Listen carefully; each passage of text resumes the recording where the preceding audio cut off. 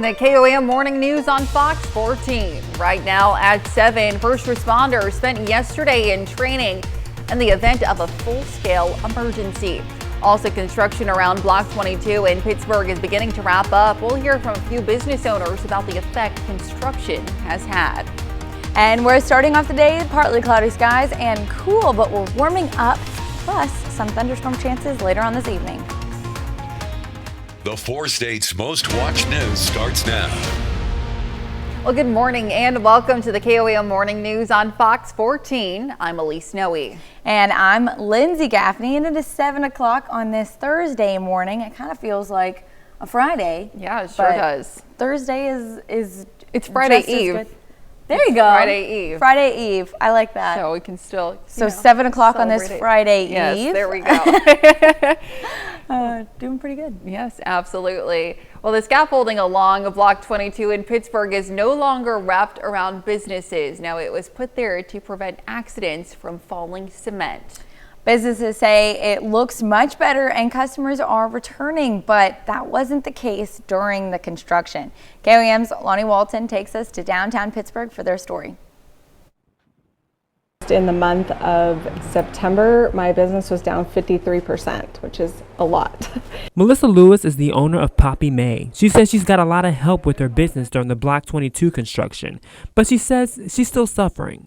No one can make up for the loss that we experienced as small business owners with that much going on. Co-owner of Toast, Roger Horton, says some customers didn't even know they were open. You see all that scaffolding up, unless you see 5 people walk in, why would you know it's open, So not only did it put strain on a lot of businesses, parking was another issue. The hassle of, I got to find a parking space around the corner because all the spaces are filled up with construction work. Students who live on a block say they love the open space. Feels pretty good because parking's back and everything. But now it's open and the sunlight's shining down on the open door. And Lewis leaves us with a few words of wisdom. You want small businesses to stay in your community, you have to support them. You have to shop them. Reporting in Pittsburgh, I'm Lonnie Walton, KOAM News. Now, Lewis says she'll participate in various community activities to bring more business to her store.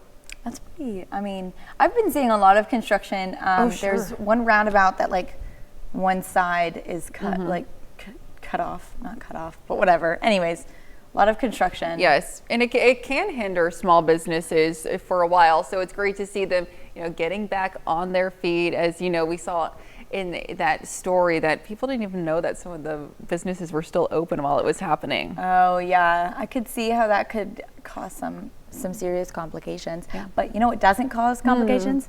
Cold fronts. Oh, it does, yes. Actually, technically, storms, but not for now, not right now. Not right now. It drops those temperatures. So we'll go ahead and take a look outside. Today, temperatures getting up to the upper 80s, but we're starting off in upper 50s, low 60s right now. Joplin is about 66 degrees, so we've got a warm start to our day. Pittsburgh about 59, so not so bad, but we've had a few showers already passing by, as you can see, near Girard, near Mound City. We've got a couple of spots where there was accumulation from some showers earlier, though all that's died down. You can see where the clouds are starting to push further east. Still, Pittsburgh, Joplin, and most of our cities out in Missouri got those clouds covering them at the moment. But outside of that, we're looking good. I know some of these areas were happy to get some of that rain this morning, and the rest of us going to see some rain later on this evening. Though right now we still got those partly cloudy skies. Winds are starting to pick up out of the south. Now that they're shifting pretty quickly. We've got winds gusting up to 20-25 miles per hour at Yates, Center, Iola, Chanute, Fort Scott, even in Mount Vernon, Carthage, Joplin area, even in Pittsburgh. So those winds are going to continue to pick up as we move through the day, and ahead of that front as well, gusting up to 45 miles per hour. Plus, we've been increased to a marginal risk now for some of our counties: Allen County, Woodson County, Coffee County, some of those northern counties. We're going to expect to see some stronger storms as we head into the evening, but I'll have more details coming up. All right, thanks, Lindsay. Well, the Joplin Regional Airport held a full-scale emergency response exercise yesterday. The event simulated a real-life emergency and lasted for several hours.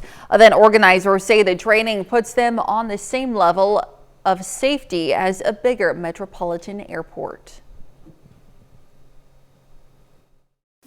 We're trying to maintain that, you feel just as safe flying in here as you do LAX. Like I said, because we're held to the same standards of them. Everything that we do when we go through our inspections is to make sure that you flying into this commercial airport is the same as flying into any commercial airport in the country, whether we're small or whether we're big.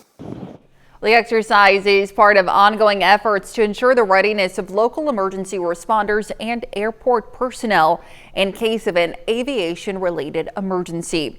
Well, from residents to realtors to city leaders, Pittsburgh community members gathered together to focus on housing needs yesterday. They had a meeting that was an open house forum for the city and consulting firm Nova Gardic to gather community input on new housing needs for Pittsburgh.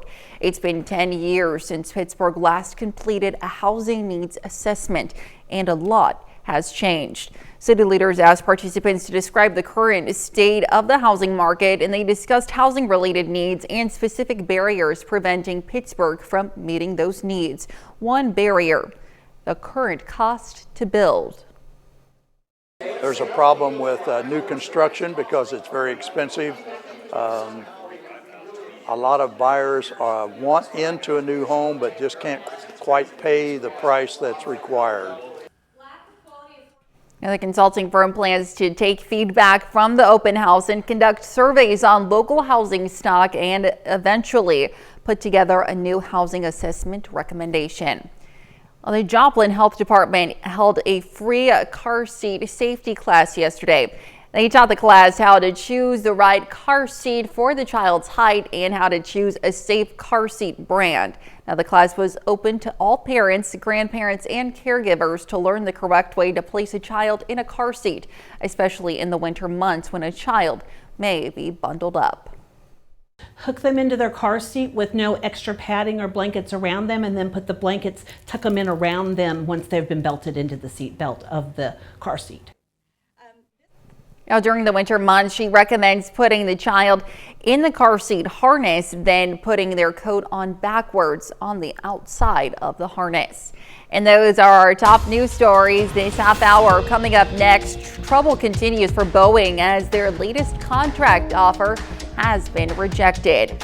And later, former President Trump and Vice President Harris continue to head key battleground states ahead of the November election. You're watching the KOM Morning News on Fox 14.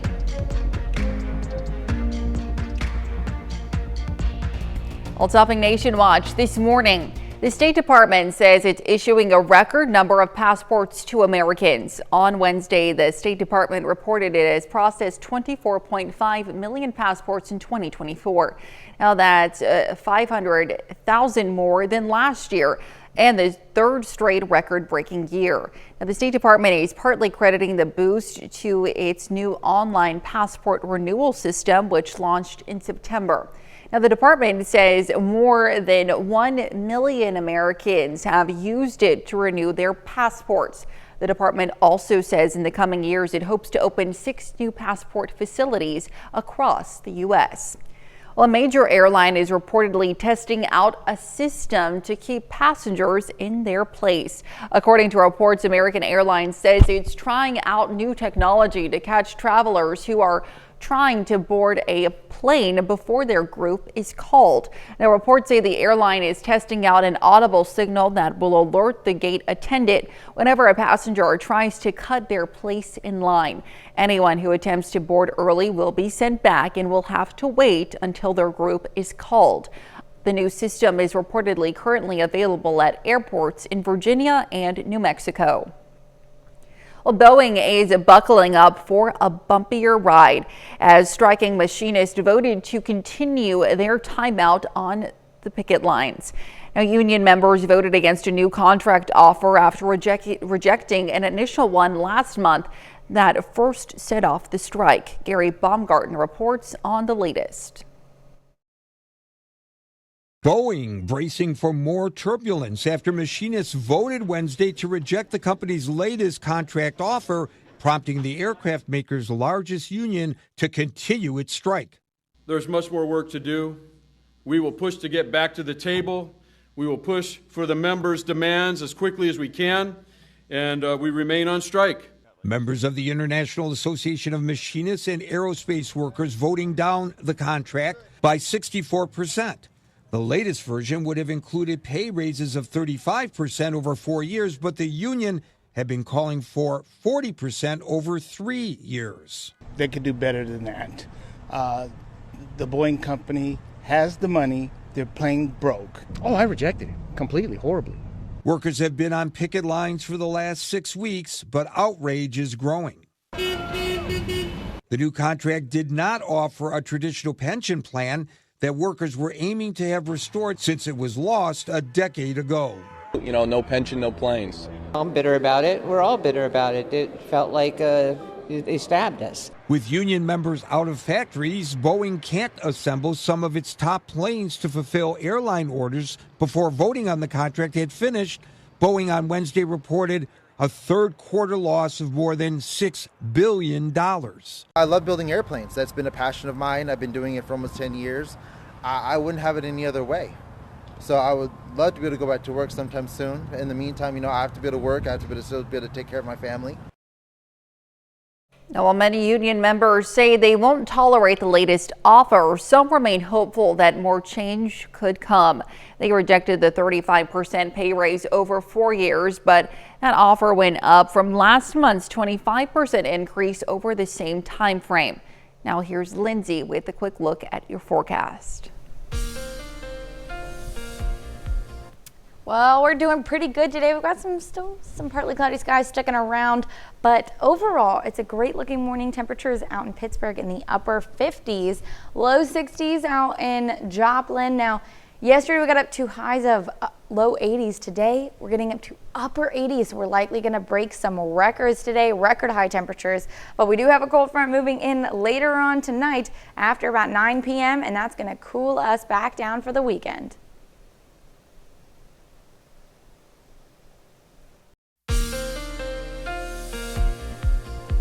Well, we've got a nice looking sunrise going on down in downtown Pittsburgh. Still some partly cloudy skies, but most of the showers have cleared out. Now, we did have a couple of rain showers earlier near Girard, near Mound City, but really not so much. Now, clouds are starting to push out to the east, and then we're going to have a pretty sunny day, though it will be windy. Winds gusting up to 25, 30 miles per hour by about 9 a.m. You can see 30 miles per hour in Sedan, Independence, Nowata, 25, Yates Center, Chanute, Parsons, Pittsburgh. And those just continue to strengthen as we head into the mid-afternoon. 4 p.m., winds gusting up to 40 miles per hour, and then even stronger than that, above 40 miles per hour right before that boundary moves in at about 9 p.m. And then we're going to see that boundary pushing in. Winds die down right along the boundary, and then pick back up for our morning on Friday. By about noon, though, winds are back down to about 15 miles per hour. Now, temperatures today reaching upper 80s, low 90s. Record high temperatures today. 88 in Joplin, 86 in Neosho, 88 in Grove, 89 Oswego and Parsons, Yates Center, 91 in Nowata, Independence, and Sedan. So it's going to be hot. Now, we do have a cold front moving in. That's going to be after 9 p.m. So we've got some clouds starting to push in around 8, and then 9, 10, and 11 continuing to push into our central counties. Isolated thunderstorms, some scattered showers, but temperatures only getting down to mid-70s by midnight, and that's 10 degrees warmer than what it was yesterday. So it's going to be a hot one. Now, and start to see these clouds pushing out in the next 30 minutes or so. And then by noon, temperatures are already reaching low 80s, upper 70s. Sunny skies though, so it's going to be nice. And we do have a nice breeze that may help keep us a little bit cooler from these upper 80, low 90 degree temperatures. It is just baffling. End of October, we're still seeing those record high temps. Now, luckily this cold front does move in at 9 p.m. tonight. So you can start to see the boundary from Wichita to Kansas City at 8, pushing into our area 9:30, 10 p.m. And we do have that low risk that kind of cuts off right around Chanute. So Woodson County, Allen County, and some of our far northern counties, Lynn, Coffee County as well. So we're going to expect to see some stronger storms as that line of storms moves in all the way down to about Chanute, Parsons, Pittsburgh, and then it's going to start to kind of break apart as it pushes into those central counties right through Parsons, Columbus, Girard, Nevada, Fort Scott area. Then mostly just scattered showers after that as it heads into the Joplin Metro and into Oklahoma as well, Veneta, Miami.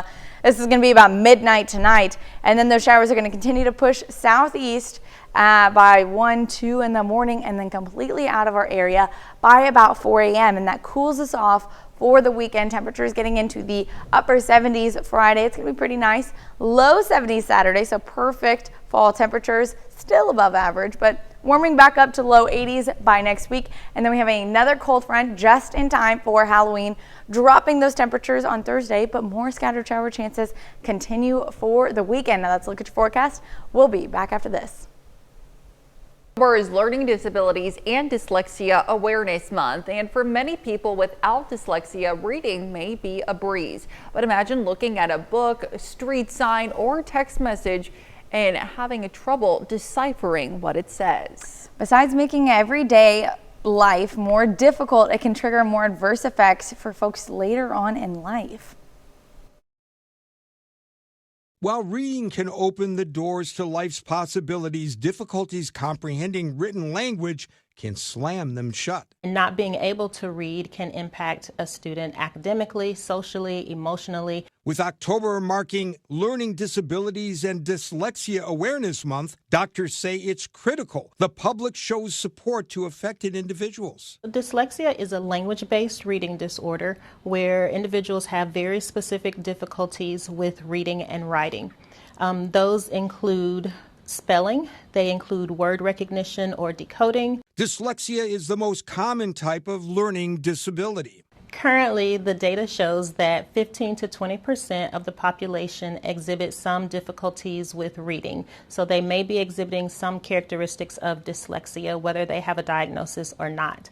And that is 1 in 5. According to medical professionals at the Cleveland Clinic, signs and symptoms of dyslexia in children can include trouble spelling simple words, issues with telling certain letters with similar shapes apart, being fearful to read aloud, and more.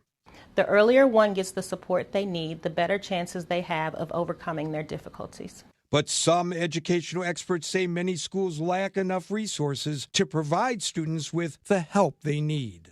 When we look at the results from the National Assessment of Educational Progress, we can see that 34% of children in 4th grade are reading at a below basic level. Well, it's certainly important to remember that, people do have learning disabilities, and it is harder for some people, especially in those earlier developmental years, that they might need some extra time, and that's okay. Definitely. Well. I mean, my mom's a teacher, and every kid learns and understands things at a different pace and a different level, and it's important to know that. Yeah, absolutely. Well, coming up, Joplin students receive a lesson on the importance of voting.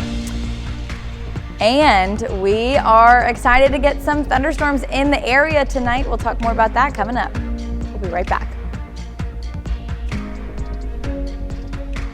The 4 states' most watched news starts now. Welcome back to the KOAM Morning News on Fox 14. It's currently 7:28. I'm Elise Snowy. The organization One Joplin hosted a poverty simulation yesterday. It gave anyone who wanted it the opportunity to experience a simulated month of living in a low-income situation. Now, in this simulation, every 15 minutes represented a week of living in poverty. The participants were given a family situation, and based on that, they had to navigate everyday life like budgeting for groceries and transportation.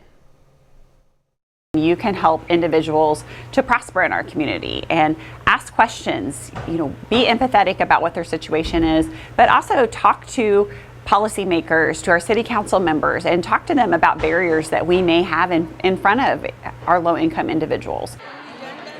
More than 80 people participated, and they hope to make it an annual event. Well, this Halloween, registered sex offenders in Missouri will no longer be required to post a sign stating no candy or treats at this residence. The signs were previously part of a statute that also requires sex offenders to avoid Halloween contact with children, remain in their home from 5 to 10:30 p.m., and leave all outside residential lighting off that night. But a U.S. district judge ruled this month that the sign requirement violates the First Amendment by forcing compelled speech.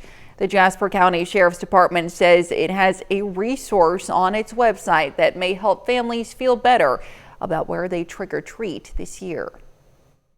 But required by Megan's Law, all that information is public knowledge, so they can literally go on to and see every sex offender in Jasper County and see where they live. Now, this year's change to Missouri's Halloween law has some parents concerned. One mother we spoke with says it's taking away an additional protection for children. Well, Special Olympics of Southeast Kansas yesterday hosted its second ever Senior Unified Olympics in Pittsburgh. The event is a partnership with Special Olympics, Medical Lodges Incorporated, and Dr. Covert Miller's Therapeutic Recreation Interventions for Older Adults class at Pittsburgh State University. Now, athletes 45 years and up were paired with a partner from a senior home around the area and a volunteer to participate in a low-impact sporting events, which included cornhole, bocce, and relay walks. This is a great opportunity to see all aspects of aging and really seeing how important it is that older adults be active no matter their disability ability level.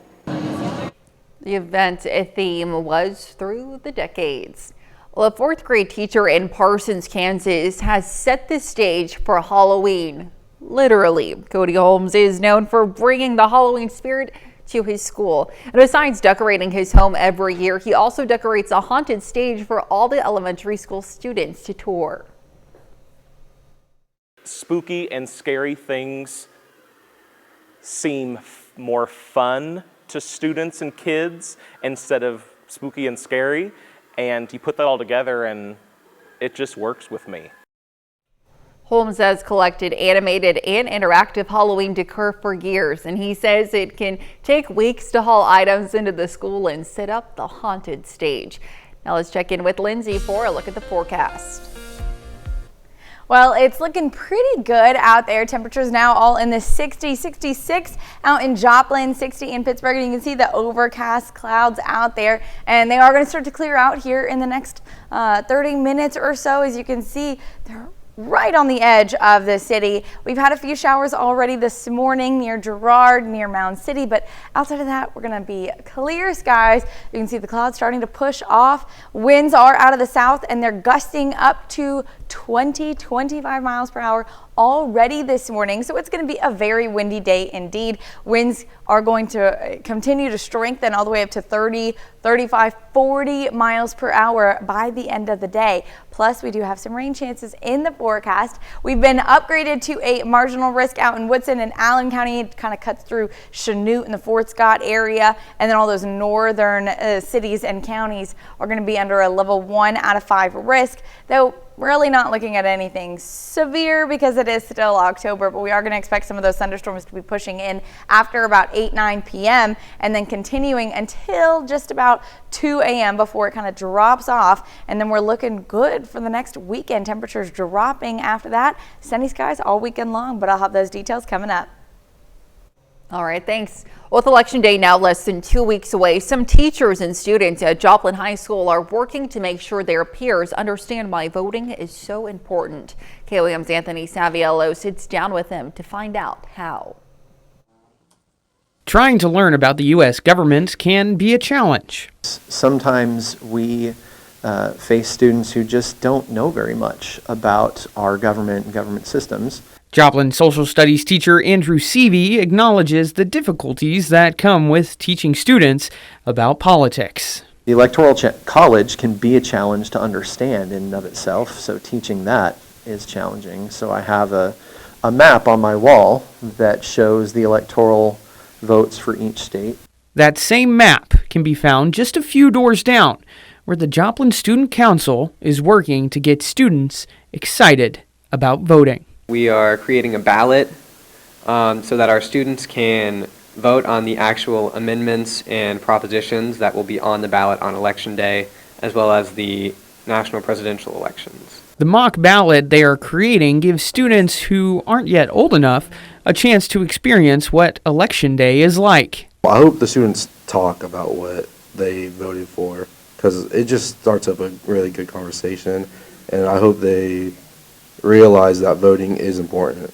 Come Election Day, Joplin students may not cast real ballots, but the experience could help them in the future. I tell students all the time that American history and government, world history, geography, all these topics, they're going to have an influence on your day-to-day life for the rest of your life, for everybody. In Joplin, Anthony Saviello, KOAM News. And mock ballots have all the same wording as the Missouri ballot, and the students who cast their mock ballots will be asked their grade level for statistical purposes. And that's a look at our top news stories coming up this half hour on the KOAM Morning News. The Smithsonian opens a new exhibit featuring groundbreaking artists. In Consumer Watch this morning, striking Boeing factory workers have voted to reject the company's latest contract proposal, continuing their nearly 6-week work stoppage. Now, the offer included a 35% pay increase over 4 years, bigger bonuses, and improved 401k matches. But it did not restore the traditional pension plan that the union has called for, a sticking point for many workers. Well, Apple and Goldman Sachs have been ordered to pay $89 million by the Consumer Financial Protection Bureau over their joint Apple Card failures. The agency is accusing Apple of not sending tens of thousands of customer disputes over transactions to Goldman Sachs.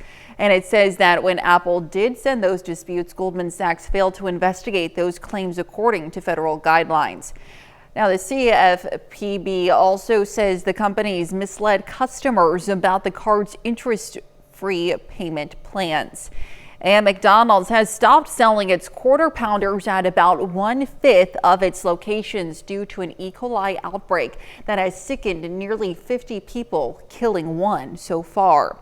Well, the company says the slivers of onions used in the sandwiches may be to blame for the outbreak, and they have been removed at the locations that are still selling quarter pounders. The CDC is investigating.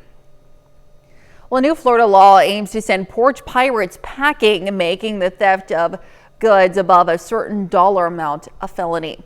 Now, with the holiday gift-giving season approaching, Christiane Benavides introduces us to one Southern Florida homeowner whose doorbell camera captured a pirate in action. And he just walked up like he didn't care. Pinecrest homeowner Donovan Clough's Ring camera captured the brazen daylight theft of one of his package deliveries. Clough posted the video online and found out his neighbors had been targeted too. In the last 2 months, every house on the street has been a victim of either a car break-in or a porch theft. A new Florida law in effect this month makes theft of stolen goods worth $40 or more a felony in an attempt to crack down on porch piracy. Data from security.org show package thieves lifted more than $8 billion worth of merchandise in 2023. 44% of Americans reported having a package stolen. 17% said it had happened within 3 months of that survey. Luckily for Clough, getting the word out paid off. The culprit saw his picture on Facebook and on the news and ended up turning himself in. Law enforcement relies heavily on doorbell cameras to catch these porch pirates, and many companies take pictures of packages when they leave them. We've had individuals whose medication actually have been stolen. Miami Police Public Information Officer Kiera Delva says the department is taking these crimes seriously, especially as the holiday season approaches. To keep pirates at bay, install a doorbell camera and make it clear your property is under surveillance. Bring packages inside promptly. Choose a delivery time when you're home. Request a signature. If you are comfortable enough to speak with your neighbors, maybe have them be on the lookout for your packages, and that way they can hold on to it for you. Clough also hopes a little goodwill goes a long way to end piracy. I would hope that people would have a little more decency than to not steal from their neighbors or the people in their community. Nevertheless, he's got eyes on the front door. Cristian Benavides, CBS News, Pinecrest, Florida. Several states designate porch piracy as a felon. Now, these state laws mainly target deliveries from companies like Amazon or FedEx. U.S. Postal Service theft is a federal crime. And those are our top consumer stories. Let's take a look at the market prices before the opening bell.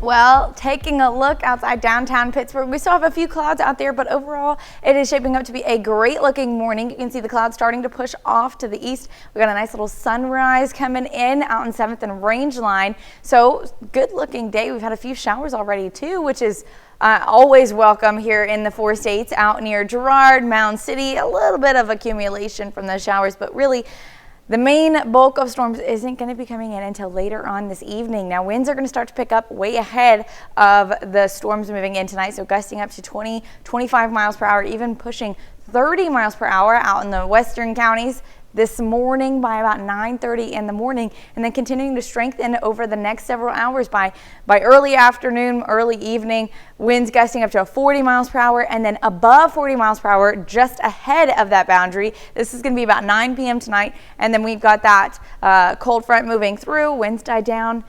After that, a little bit of a windy morning on Friday, light wind, light breeze, 15 miles per hour throughout the rest of the weekend, but it is going to be much cooler than it is today as we head into the weekend. Today, we're getting up to upper 80s, low 90s, record high temperatures today. We're definitely breaking some records. 89 in Chanute, 90 in Neodesha, 91 in Sedan and Nowata, 88 in Joplin, 87 in Carthage, Lamar, Nevada, 89 in Fort Scott. Much warmer today than it will be for the rest of the weekend, but thankfully we do have those showers moving in along that cold front, which is going to keep us cool, but not tonight. Temperatures only dropping down to mid 70s by about midnight, which is 10 degrees warmer than what it was yesterday, and those showers and isolated thunderstorms start to push in after about 9 p.m. So as we're working our way through the morning, we can start off with a couple of those clouds, but they do clear out by about 10 a.m. And we've got sunny skies all day long. By noon, 82 degrees, so low 80s, upper 70s. So we're already reaching those 80s. And then sunny skies, temperatures getting into the upper 80s by 3 p.m. this afternoon, and maybe a little bit warmer as we get into 4 or 5 p.m. Now, thunderstorms starting to push into our northwestern counties by 8:30, 9 p.m. You can see it draped across Wichita to Kansas City by 8 p.m. And then as it pushes in, we are expecting some stronger storms at the beginning of this boundary as it pushes in, all the way past Chanute and then off to the west and up to maybe Fort Scott area. We've got a couple of counties under a low risk, level 1 out of 5 risk, marginal risk. That's Woodson County, Allen County, Lynn, Coffee County. So over in our northwestern counties, some stronger storms to begin, and then by the time it makes it to our southeastern counties in Kansas and even pushing into Missouri, Nevada, Pittsburgh, Parsons, Chanute, Columbus, mostly just scattered showers and thunderstorms, not a severe threat, and that'll continue to push into the Joplin metro by about midnight to 1 a.m. tonight, and then continue to shift on out of here, completely clearing out by about 4 a.m. and then we're gonna have a great weekend. Temperatures in the 70s, so we've got 77 on Friday, 72 Saturday, 79 Sunday, warming back up. We've got another cold front moving in Wednesday night into early Thursday morning, clearing though for Halloween festivities, but it is going to drop us back down, and we got more rain chances next week. That's a look at your forecast. We'll be right back. Well, the works of 2 major groundbreaking artists are on display for the first time at the Smithsonian's Hirshhorn Museum and Sculpture Garden in Washington, D.C. The year-long exhibit explores the connection between the works of the late American artist Jean-Michel Basquiat and British artist Banksy. Sorry.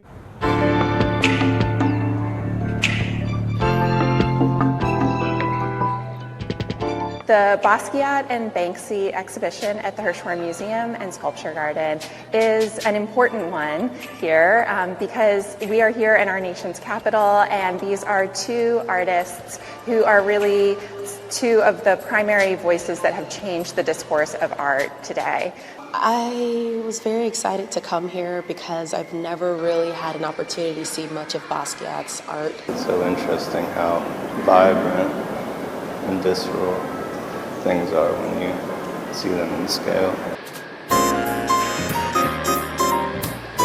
Jean-Michel Basquiat and Banksy have a shared origin in graffiti art. Basquiat started doing works on the street in New York, in Soho and Lower Manhattan in the late 1970s. And he has a practice that is very rooted in many graffiti art traditions of inscription and drawing and combining text and image.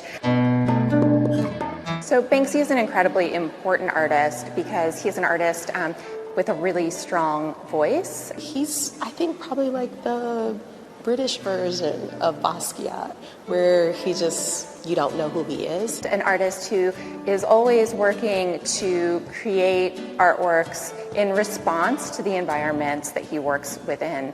Banksy in particular has within its frame politics and the kind of social agendas that we're domesticated into. Art is for everybody. Everybody should be able to see it, enjoy it, love it. The exhibit runs through October 2025. It's definitely great to see. I mean, two iconic artists, you know, one from, you know, our day and age, and then you go back into the 80s when, you know, the other artist was putting all that stuff out there. And it's super cool to see also new art and get different perspectives. It is really cool. I wish I knew more about art. I would love that. But all my facts are kind of isolated around weather. Yes. So speaking of, we'll dive into what I know. We've got some storms rolling in tonight, which is going to be good because we're getting into record high temperatures today. Ahead of those storms, we've got winds gusting up to 25, 30 miles per hour, even pushing 45 ahead of that boundary. Now storms start to roll in after 9 p.m. tonight, and then we're in for a much cooler day tomorrow. Not a lot of accumulation, but any rain is welcome. Well, here's a check of today's top headlines, the news you need to know before you head out the door. The Joplin Regional Airport held a full-scale emergency response exercise yesterday. Event organizers say the training put them on the same level of safety as a bigger metropolitan airport. The exercise is part of ongoing efforts to ensure the readiness of local emergency responders and airport personnel in case of an aviation-related emergency. And Pittsburgh community members gathered together to focus on housing needs yesterday. They had a meeting that was an open house forum to gather community input on new housing needs for Pittsburgh. A consulting firm plans to take the feedback from the open house, conduct surveys, and put together a new housing assessment recommendation. And this Halloween, registered sex offenders in Missouri will no longer be required to post a sign stating no candy or treats at this residence. But a U.S. district judge ruled this month that the sign requirement violates the First Amendment by forcing compelled speech. The Jasper County Sheriff's Department says it has a resource on its website that may help families feel better about where they trick or treat this year. And some good news heading into the weekend. Temperatures today reaching record highs, but we do have storms rolling in later on tonight, which is along a cold front. It's going to drop us down to the 70s again, which is still above average, but not so bad as we head into the weekend. Now, winds today are going to be gusting above 35 to 45 miles per hour, and it's going to be a bit of a breezy weekend as well, but at least it will be sunny. Yes, that's always a positive. And you know, like we've been saying, I'm sure we'll miss the weather come December and January, so we just got to put up with it for a little bit longer. As long as we get some snow, and I think that's an unpopular opinion. A lot of people don't like the snow. You and Doug.